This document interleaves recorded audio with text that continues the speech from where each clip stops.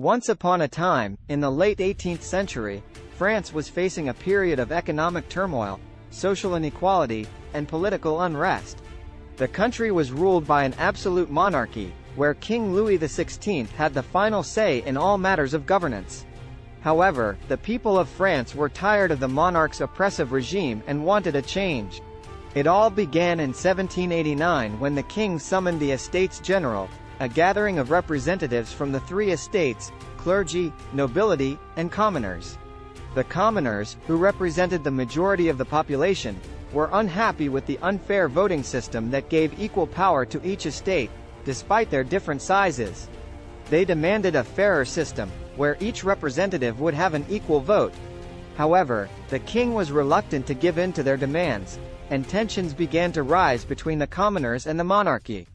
This led to the storming of the Bastille, a medieval fortress in Paris that symbolized the oppressive monarchy's power. The fall of the Bastille marked the beginning of the French Revolution. The revolutionaries, who called themselves the National Assembly, began to draft a new constitution that would limit the power of the monarchy and create a more democratic system. They abolished feudalism, the system in which nobles held power over peasants, and declared that all men were born free and equal. As the revolution gained momentum, it became increasingly violent, with radicals calling for the execution of the king and other members of the nobility. In 1793, King Louis XVI was put on trial and sentenced to death by guillotine. The French Revolution had entered its most radical phase, known as the Reign of Terror. During this period, thousands of people, including many innocent civilians, were executed by the revolutionary government, led by Maximilien Robespierre. The country was plunged into chaos, with factions vying for power and violence becoming the norm.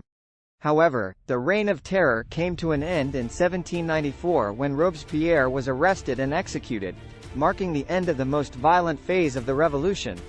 A new constitution was drafted in 1795, establishing a more stable government and limiting the power of the monarchy.